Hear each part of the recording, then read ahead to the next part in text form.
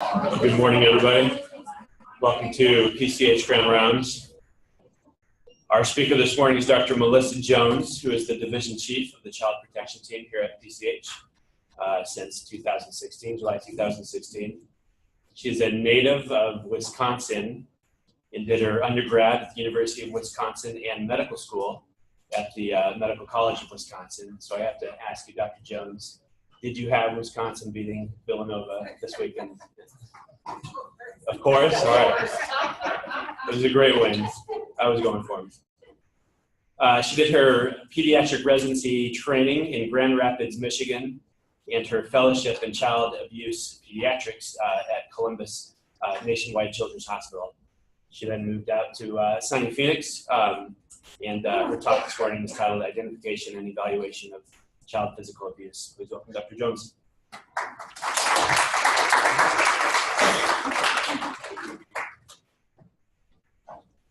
Thank you all so much. I'm happy to be here and talk to you about something that I feel very passionate about, and that's child abuse pediatrics. All of my notes are in there, so feel free to just kind of pay attention to the screen and we can talk. You can ask questions. I'm a very, I go with the flow young lady. Let's see. My pointer is not working, so I'm not advancing.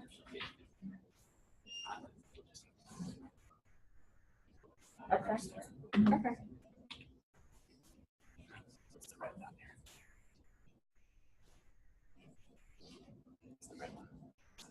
Okay.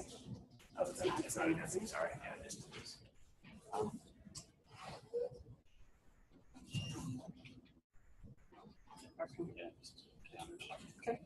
No problem.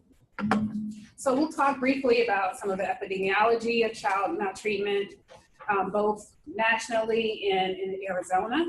We'll talk about sentinel injuries, specifically bruises, oral injuries, and subconjunctival hemorrhages. And then we'll discuss the workup, what type of evaluation is needed for kids whom we have a suspicion for abuse. So first of all, why do we care? Why is this important? Children deserve to be safe and protected. So we want to make sure that if something is happening that compromises that we recognize that and report accordingly. Also, all of us in this room are mandated reporters. So the law indicates that we can be held liable either personally or as an institution if we don't report recognized injuries. Child abuse is very costly. So physical abuse alone, the estimated costs are about $124 billion per year. So it makes sense to address this issue. And then most importantly, we can make a difference. So our mission here at PCH is to provide hope, healing, and the best care for children and families. And that's part of this identification of child maltreatment. So there are several reasons why child abuse gets missed. So there's a great variability in the workup that children are getting when there's a suspicion. Sometimes they get skeletal surveys, sometimes they get neural imaging, so maybe an ultrasound, maybe an MRI, depending on where they end up. So there's not a lot of consistency across institutions in how we approach this. Depending on the practice setting, there can be different levels of concern, different knowledge base about these types of injuries. So when you compare adult hospitals to pediatric institutions, we do a much better job of recognizing abuse compared to adult hospitals. So, part of our mission as a child protection team is to reach out to the community and provide further education, not just at PCH, but beyond.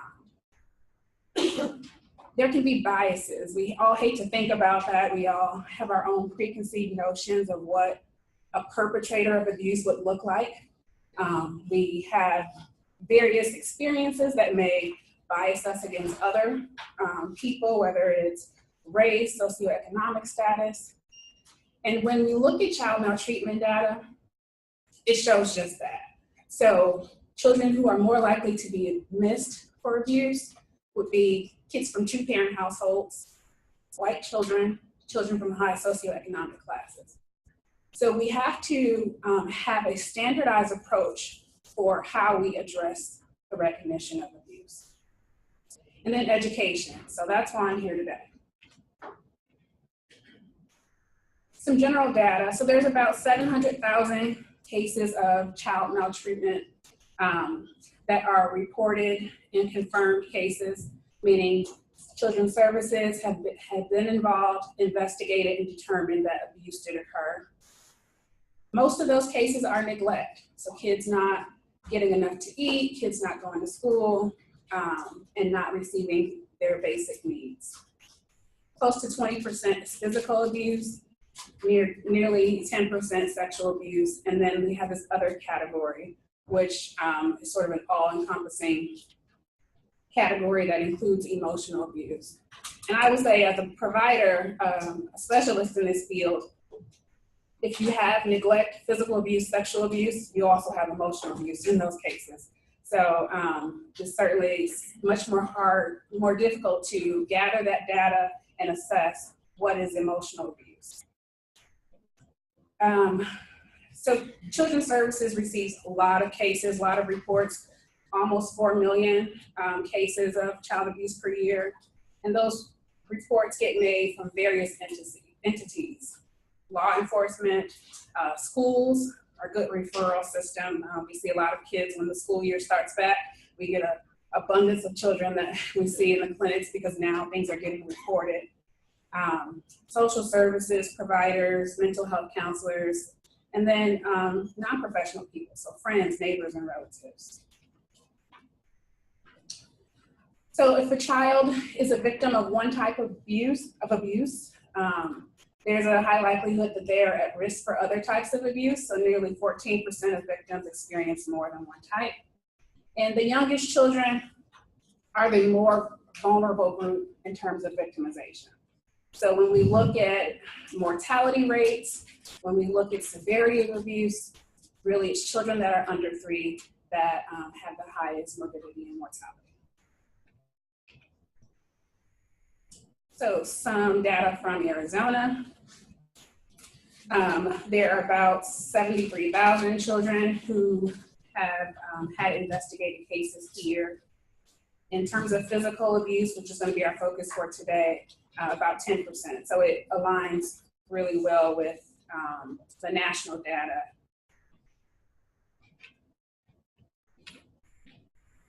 So let's talk about sentinel injuries. So every specialty has its hot button topic. And in child abuse, sentinel injuries is really an area where we started to focus on because we realized that children who've suffered some type of physical abuse are at risk for further physical abuse. So I think there's a part of us, our human nature, we think that, you know, maybe this person just lost their cool, the baby was crying, and suddenly they just lost their cool this one time, that they're a really good parent. The research doesn't support that. Typically, these people will have a pattern of behavior. So if you do not recognize and report, and that child stays in the home, there's a high likelihood that they're going to have subsequent injuries or suffer from other abuse. There's also high correlations with domestic violence and other forms of family violence. So a sentinel injury is an injury that no matter how minor in a young child, particularly one that's non-mobile, so not yet crawling, pulling up, and walking, that is unexplained or suspicious for physical abuse. And so I've listed several examples: bruises, oral injuries, subconjunctival hemorrhages, burns, and then some of the others that I've listed in terms of fractures, you can't detect on your clinical exam. So I want to focus on talking about those things that by just doing a good, thorough physical exam, what I would like for you all to be able to recognize. So here's our first case. This is a 1-month-old boy who came to the emergency department due to fussiness and decreased appetite. In the ED, he was fussy, but took his bottle with no difficulty. He had a left cheek bruise, And when the provider asked, well, how did he get this bruise? Mom said he slept on his pacifier. So how many of you have babies that have gotten bruises from falling asleep on the pacifier? Yeah, none. So that doesn't happen. So in the medical field, particularly pediatrics, we always, we want to empower our families. We want to be supportive to our families, but it's important that you be objective. And so babies don't get bruises from falling asleep on a pacifier. Unfortunately, this child was sent home and there was no documented concern for abuse. About a month later, he returned with difficulty feeding, lethargy, and seizure activity. So this time, people were concerned. He also had bruises on his neck, you can see here, and then bruises on the back of his ear.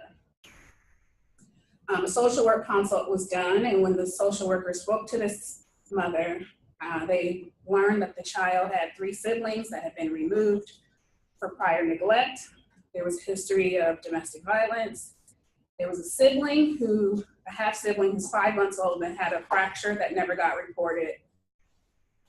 So a lot of high risk factors. So this child went on to get his skeletal survey and screening abdominal labs and a CT of the head. So his skeletal survey was normal. His CT of the head showed a left subdural hemorrhage, and you can see the subdural hemorrhage tracks into the interhemispheric region. He also has subdural hemorrhage on the right side over the cerebral convexity and loss of gray white matter differentiation. So he suffered a traumatic brain injury from abuse. This father, this was investigated, police interrogated the father, and he confessed, and he said that the baby was crying and he wouldn't stop crying, so he put his hands on the baby's head and shook his head back and forth.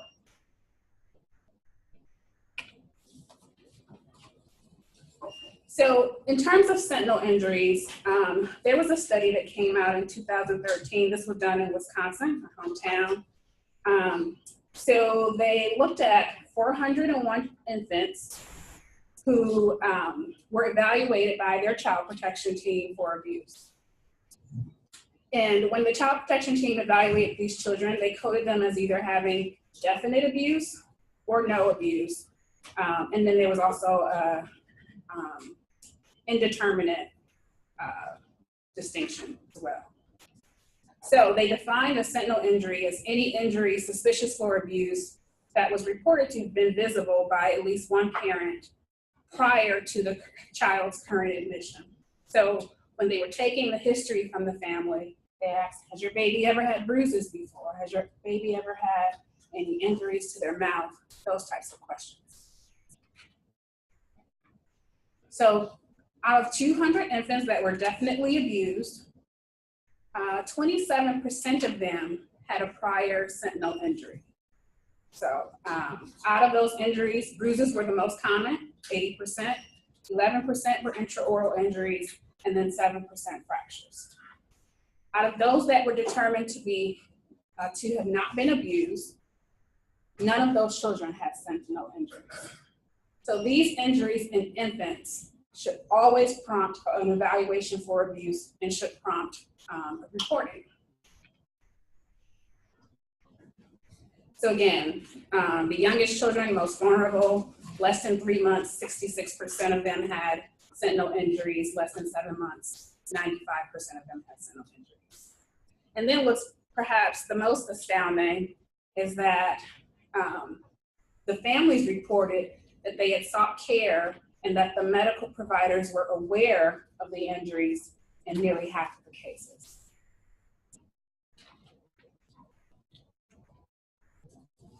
So I think that it's important for us all to keep in mind that bruises are in fact injuries. So in pediatrics, we see tons of bruises. Kids run and play, jump and climb, they're gonna have bruises, right? But it's important for us to realize that a bruise is an injury. There's a disruption of the vascular integrity, usually by shear force, that results in the injury. So kids who are running and playing, they will have bruises. But they're going to have bruises over common areas, areas where there are bony prominences, so where the bone is close to the skin, like the elbows, knees, shins, even the forehead. So those are the places when you see kids who are mobile, 4-year-olds and above, they're going to have bruises in those locations. But when you see an infant, even if they have a bruise in an area of bony prominence, it's concerning. This baby is not moving or doing anything. They should not have any bruises. There were 2 studies that looked at the development of children, and essentially these were done in primary care clinics. And every child that came in for a well child exam, someone documented if they had bruises and the number of bruises they had. And so you can see as children become more advanced in their development and more mobile, they're going to have bruises. But your pre-cruisers, your kids who can only sit, have very little bruises. So if you see a baby with a bruise, you need to do an abuse workup. Some other factors that can be important in your kids who are mobile that might prompt you to be concerned would be there are bruises over multiple planes of the body. So let's say you have a 9-month-old who's cruising around and mom says that the baby fell into his left side, and you have bruises on the left side, you have bruises on the right side. That should prompt some concern. If you see pattern bruises, that should be of concern. Also, bruises in well-protected areas. So things like the neck, the trunk, the belly, the butt. Kids should not get bruises in those locations without a significant history that's consistent with that. So one thing I'd like to remind people is that if you have a child who is an infant with a bruise and you're suspicious that maybe there could be a bleeding disorder, perhaps you're getting the family history and mom says, well, I had a cousin who had von Willebrand's disease, or we had an uncle who had to have a transfusion, I don't know why. So there is some legitimate concern that maybe there's a bleeding disorder.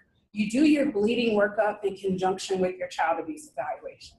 So what I don't want to happen is that you start your coagulation workup, send the kid home, and then once the coagulation workup comes back normal, then it's like, oh goodness, now I need to report. Because then the child may have suffered other injuries. So certainly, we do want you to be thorough in your evaluation, so do the workups together.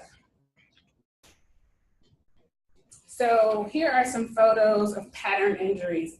I'm so glad the residents and medical students.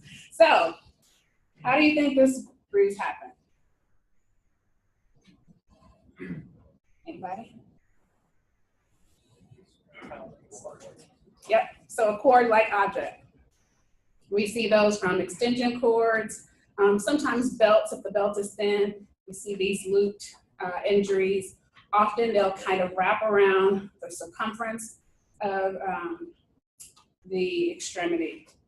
How about this one?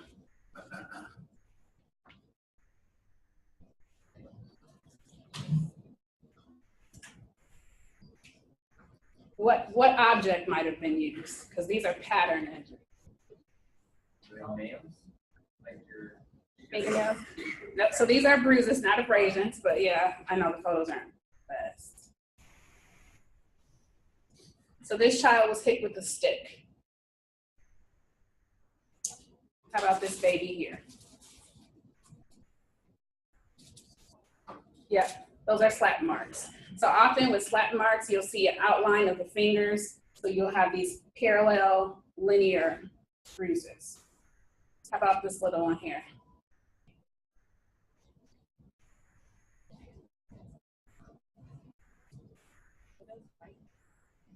Nope, good thought though, because bites can be round. So this little boy, he was about 3 years old, and his grandfather brought him into the emergency department. Granddad said, I left for work, child was fine, he was in bed. When I came back home, he was covered in bruises like this. He also had some oral injuries. And grandfather asked mom what happened.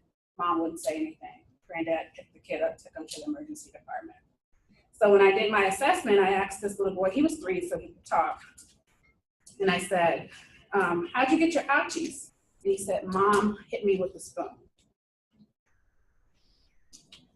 So if you see this pattern here, imagine a wooden spoon, it looks exactly like what he said. So that was a consistent history.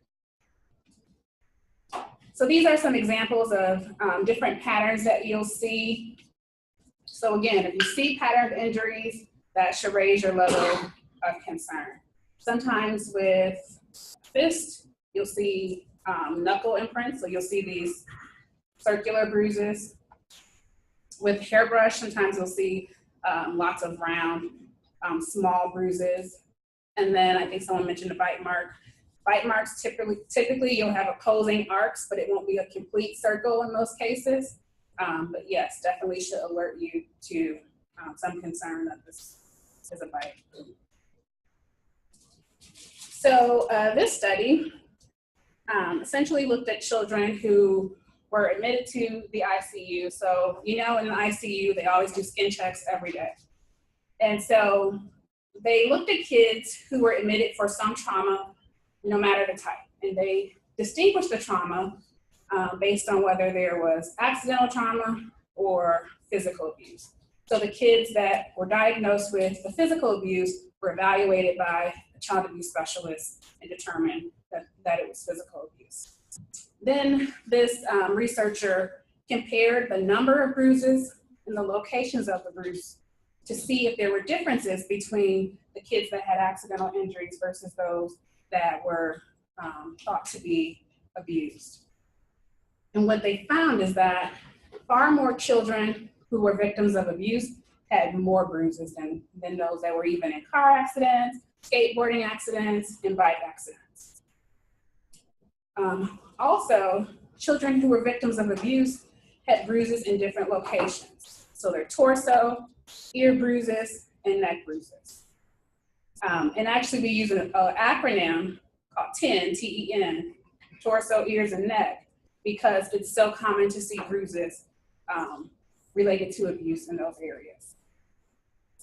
And for the infants who were under 4 months, having any bruise at all was very predictive of it being related to physical abuse. These are 3 abuse effect trauma cases that I had during training. All of them had ear bruises. So when I'm teaching medical students and residents, I encourage them when they're looking in the ear, get used to flipping that ear back and forward. Make it a regular part of your exam, and that way you don't have to think about it and you know you won't miss it. Because these things can be subtle, so they will be missed if you do not make a concerted effort to identify them. So any bruising to the face, trunk, ears, neck, genitalia, or buttocks should warrant an evaluation for abuse, even in mobile children. Ear bruises are exceedingly rare, exceedingly rare in accidental injuries. So if you have a clear history of a kid who's mobile, he's in playing softball, and someone hit him with the bat, and he has an ear bruise, that could happen. But outside of histories that are that clear, you really need to think about abuse and do an appropriate evaluation. Again, a thorough physical exam is essential. So with these 3 children, had the provider not taken off the diaper, not flipped the ear, not lifted up the hairline, these injuries would have been missed. So in children that are less than 1, I generally recommend if you're doing a well child or if they're coming to the emergency department, undress them. They don't care about being naked. Take their clothes off and make sure that they don't have bruises or injuries. And actually in Ohio, they have a statewide quality improvement that their agenda that they're working on where they're now requiring all the pediatric facilities to undress children who are under 1 for that very reason, to improve the recognition of abuse. So this child here has a subgaleal hematoma. Anyone know how that happens from abuse? So it happens when they get their hair pulled. And it's essential that you identify this because these kids require monitoring in the hospital for their H&H because they can bleed into that space. And I've had kids too, actually, that require blood transfusions related to the blood loss from a large subgaleal. So now we'll talk about oral injuries.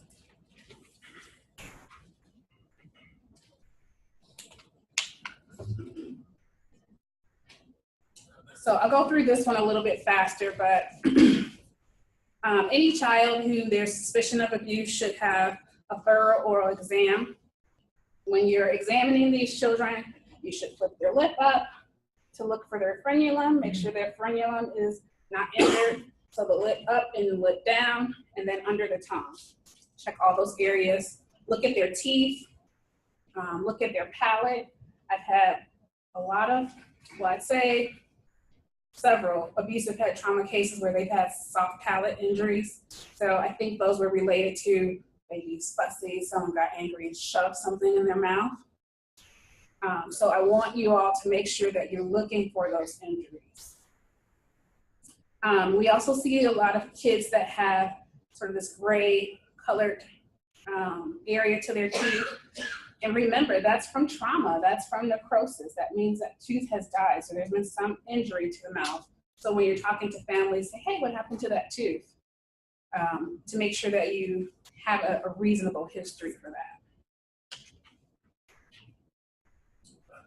So often the mechanism of oral injury is from one impact, something being shoved in the mouth, whether that's a bottle.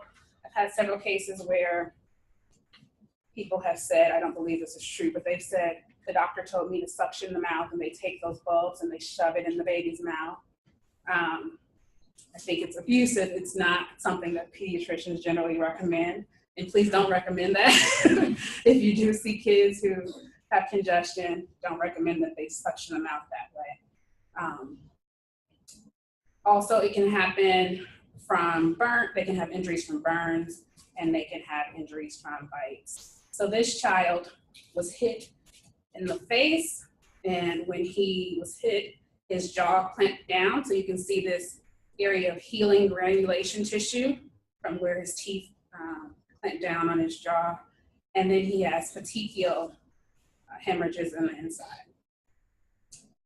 And this baby, I suspect, was bitten on his tongue. You can see there's sort of an arc-shaped injury to his tongue, and it's actually the opposite direction of what you would expect if it was from his own mouth. And so I suspect something like that happened to him. Frenulum injuries should be considered sentinel injuries and should warrant a full evaluation. In children who are mobile, they can injure their frenulum from falls and accidents, so just get a good history and document it. If you are putting an ET tube in or an NG and you cause trauma to the mouth, particularly on a kid where there's a suspicion of abuse, please document that because when we're doing our evaluation and we're documenting their injuries, it's important for us to know which ones that we, the collective we, may have caused so that we are clear about the injuries the child came in with.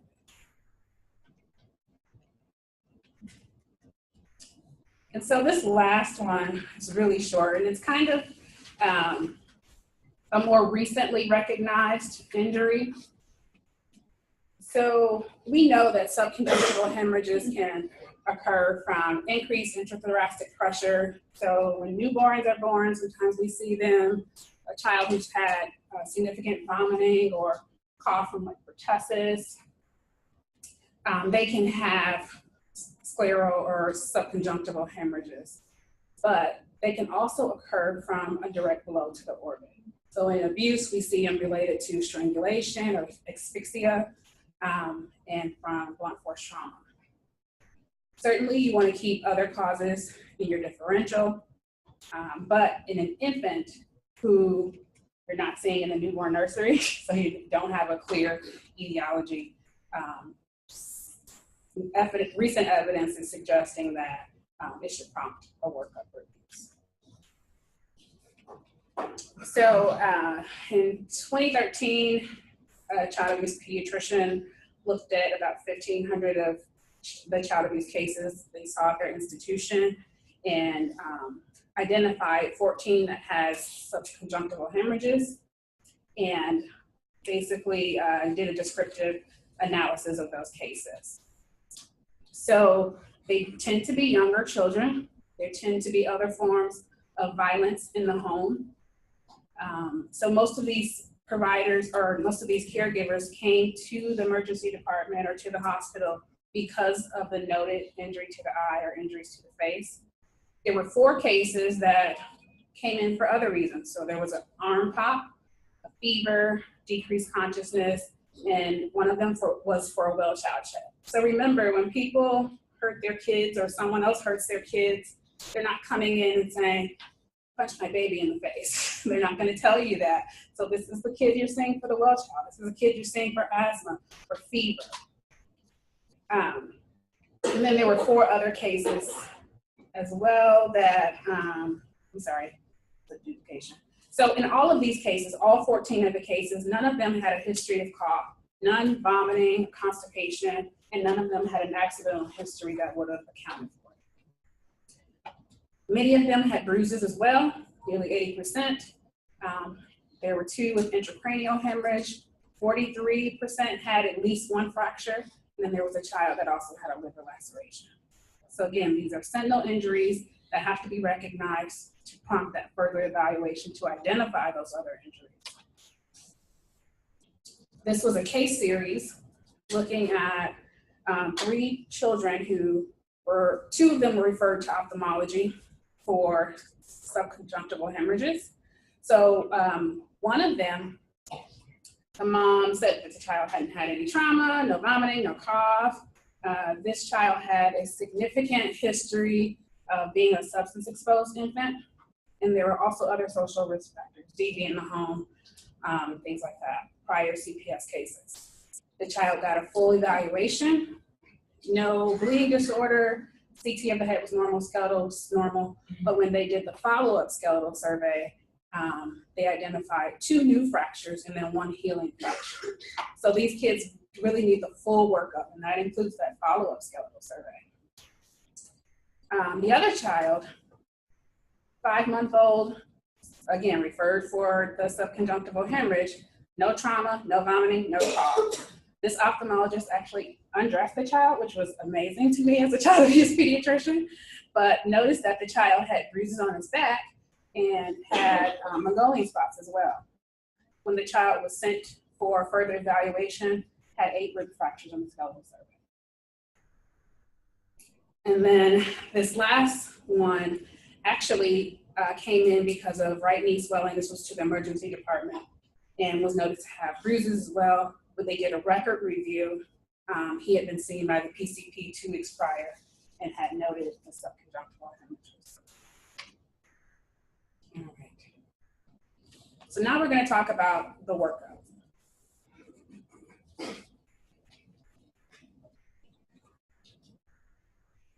So any child who there's a suspicion of abuse who's less than 2 years old should have a skeletal survey. So a skeletal survey includes all of these components. Sometimes we get kids from outside hospitals that come in with a babygram or something just short of a babygram. They'll do a chest x-ray, they'll take views of their legs and a view of their arms. They really need to follow, it's really important that they follow the recommended guidelines by the AAP and by the American College of Radiology for what should be included. So those are those components there. So right now, the AAP guideline says that all children under 2 should get a skeletal survey, but I want you to be aware that there is research that suggests that kids even up to 3 are have a high risk of yielding findings on the skeletal survey.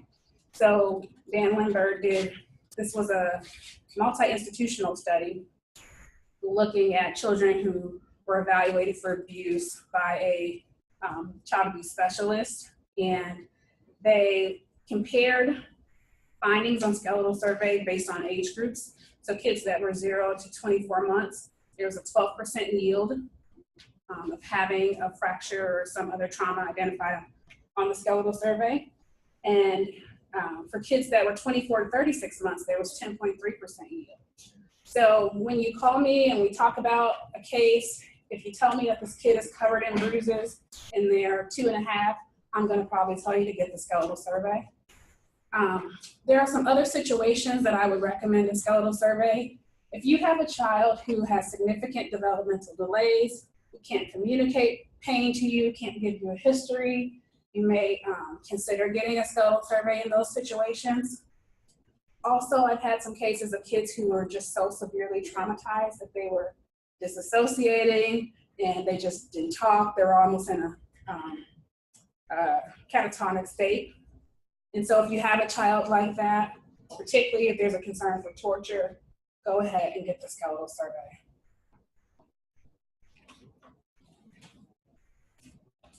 So neuroimaging. Any child who is under 6 months and there's a concern for abuse requires a CT of the head or MRI of the brain. If a child is 6 months to a year, your neurological exam can be a little bit more reliable. So if the child has no injuries to their head or neck, they are feeding well, they're alert, have a normal neurologic exam, and they're 9 months old, we may not recommend the CT of the head. If you tell me the child has a frenulum tear, a bruise by the cheek or eye, and the child is 9 months old, I'm going to say get the CT. So it's not appropriate to use a head ultrasound for evaluation of intracranial injury. So the head ultrasound works really well, like in the nursery where you're looking at the evolution of a intraventricular hemorrhage. But in these kids that have abuse, often their hemorrhage is actually in the extraaxial space. And that ultrasound, that cone of light is going to go right down the center of that soft spot, so you're going to miss those injuries. Also, it's not as good at demonstrating the parenchymal injuries that can be there as well. Also, a topic that often comes up for us is the one-bang MRI. So the one-bang MRI is very helpful for the neurosurgeons in determining, their surgical plan and evaluating how the subdural hemorrhage is progressing. But it really is not the ideal study for our purposes. We need to know about all the injuries in the brain. So we're not just looking at if the subdural hemorrhage is small or large. We're looking for signs of contusion to the parenchyma. If there's intraparenchymal injury or bleeding, we need to know that to make our assessment. So that's why sometimes these kids, they get the one bang and they say, well, we got one bang, didn't require sedation, isn't that enough? It's not going to be enough for our purposes, but that's the reason why. If you have more questions about that, there's a great article that just came out this year that compared the one bang, which is the ultra-fast MRI, to a full trauma MRI. So for kids that have bruises or intracranial injury, we do screening labs. Generally, we start with the CBC and PTT just to make sure those are normal. In certain situations, like if there's a family history of bleeding disorders, or if the child has lots of bruises but no other injuries, we may recommend an expanded panel of coagulation testing. And also for kids who have intracranial injury, generally, if they only have subdural hemorrhage and nothing else, we're going to recommend that full coagulation workup because there are cases of spontaneous intracranial hemorrhaging particularly with factor 13. Again, these things are rare. So child abuse is way more common than any of these bleeding disorders. So most likely it's going to be abuse, but you still do your workup to be thorough. And if you have questions, this is a great article that kind of outlines and goes through the various bleeding disorders and talks about how common they are, how to test for them, and how that may correlate with your abuse workup. In terms of fracture evaluation, we'll do the skeletal survey. We also do a set of screening labs for bone health. So the CMP, we look at the B-unit, the creatinine, the alkaline, and the calcium. In kids that have multiple fractures or have dysmorphic features of bone, let's say they have cuffing or fraying or Warmian bones on their skeletal survey, then we'll do additional testing for magnesium, phosphorus, parathyroid hormone, and vitamin D. And we'll also get endocrine involved in many of those cases. In terms of evaluating for occult abdominal trauma, if a child has bruises to their belly, I don't care what their AST is, their ALT, it doesn't matter, you get a CT, there's bruising to the belly.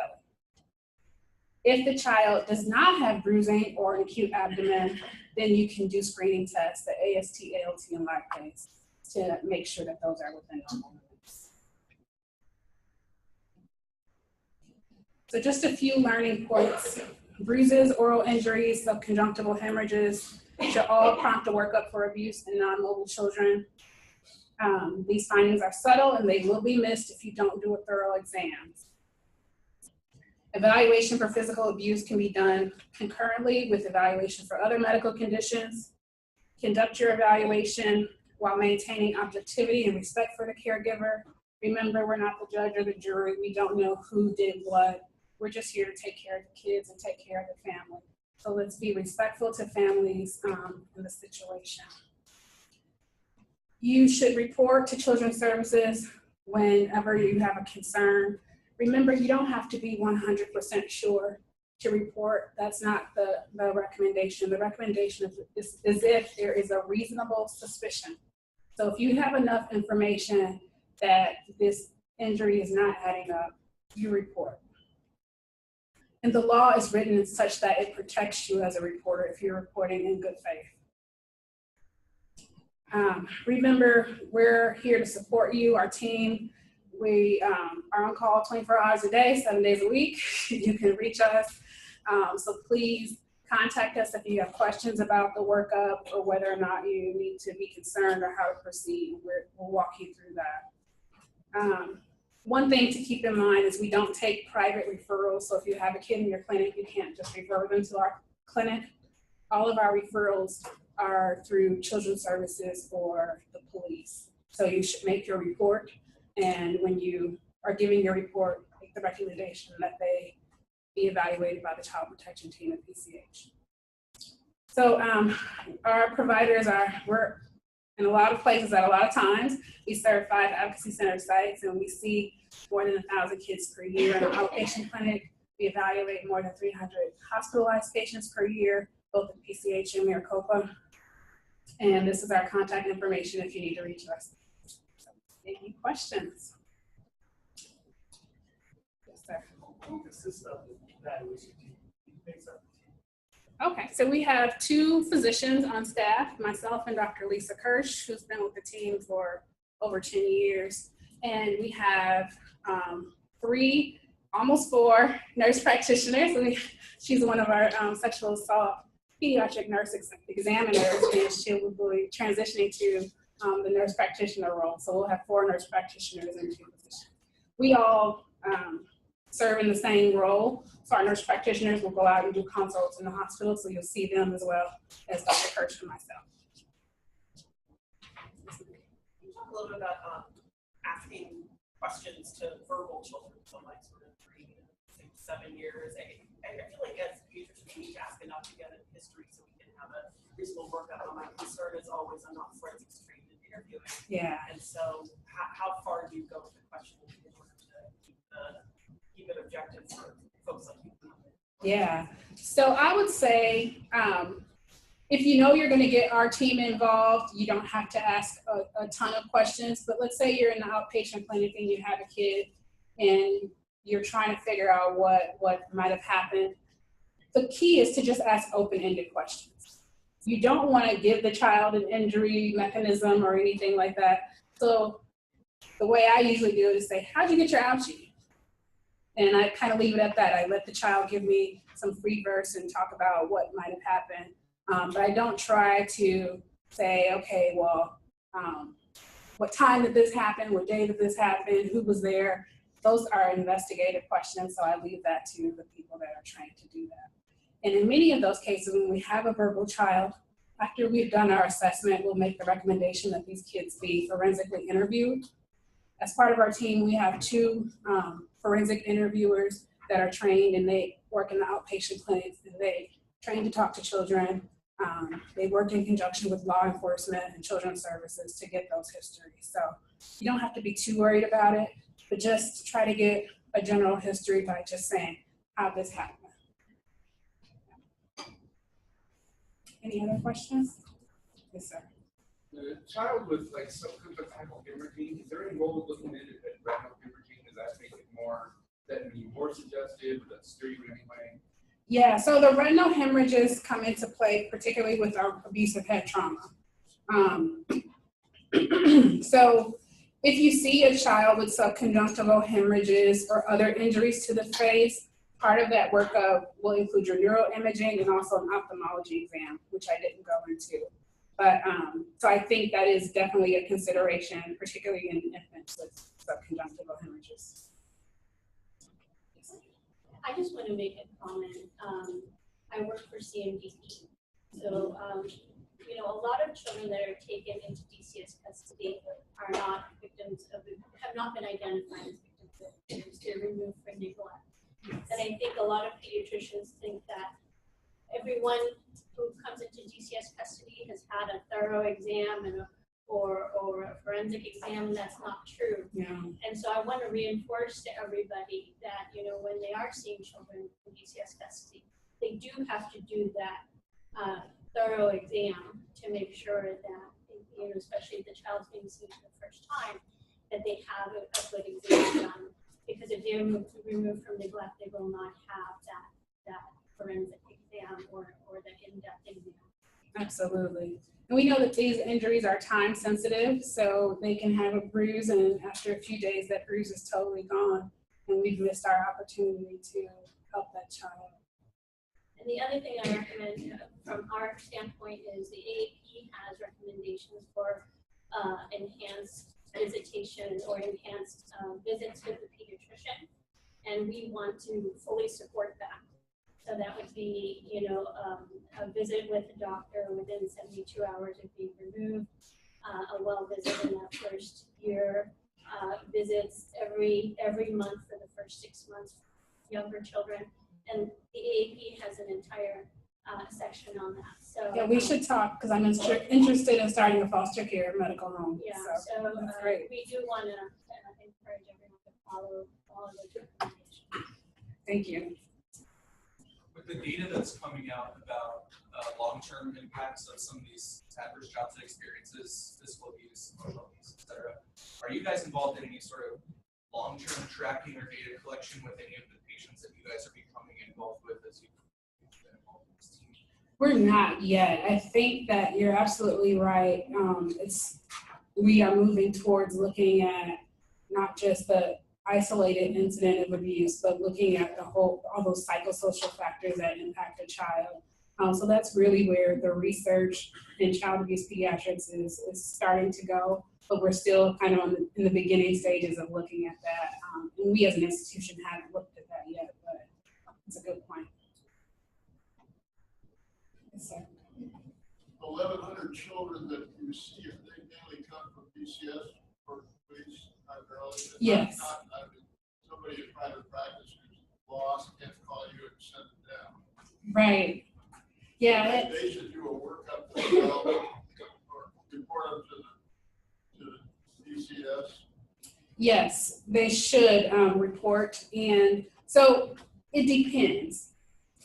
which I know can make things complicated. But so in terms of the workup, if you're able to talk to the caseworker and say, this is what I see, this is the workup that I'm recommending, please have this child evaluated at PCH, and those requests are being carried out, then I think it's fine for you not to do all of that in your office or try to arrange that. Many times these cases come in at the end of the day, it's 4:30, everyone's on their way out, and you're like, okay, what do I do? So you want to start with reporting.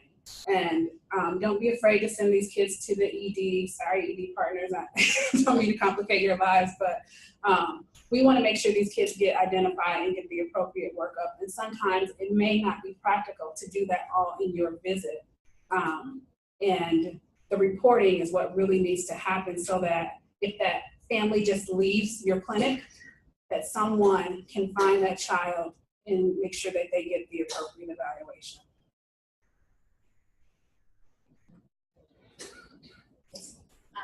I appreciated your comment about respect to the caregiver. Can you offer some pearls of wisdom about the conversation when you're suspicious and there's something detaining of that visit, especially in the community for the private practice groups? And I would just be interested to hear how you manage that conversation. Yeah, so for those in private practice, it may be a little bit different. So I generally, in most cases, will say, be open with the family about the fact that you're reporting. The times that I recommend you don't is if you feel like there's a threat to you or a threat to the child, an imminent threat to the child, then not share that information. But usually what I say to families when I'm gonna make a report is I say, you know, your baby has these bruises, and it's just really uncommon to see these bruises or injuries in your baby, in a baby. And so because of that, we have to do further evaluation, and part of that the law requires me to report to Children's Services when I have injuries like this.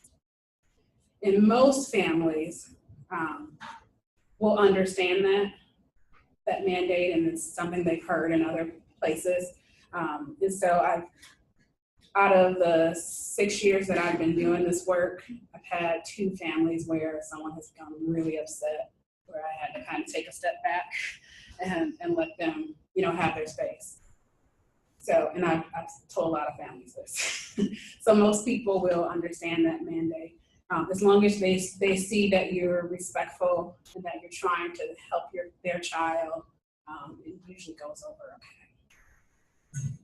In terms of detaining them, I wouldn't focus on detaining them.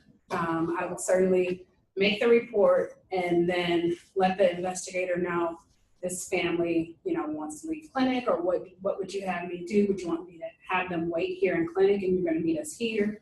Or how would you like me to handle it? So try to get that clarification when you're making your report. Also, when you're making your report, they're going to ask for a lot of information that you as a medical provider generally don't have. So if you can get like a face sheet or something that has the family's name, their date of birth, their address, that kind of information, the investigators are going to need that, and that'll be really helpful to them. So have that information handy when you're calling in a report. Yes. How many incidence rates per 100,000 children, so that we can understand how volatile rare is?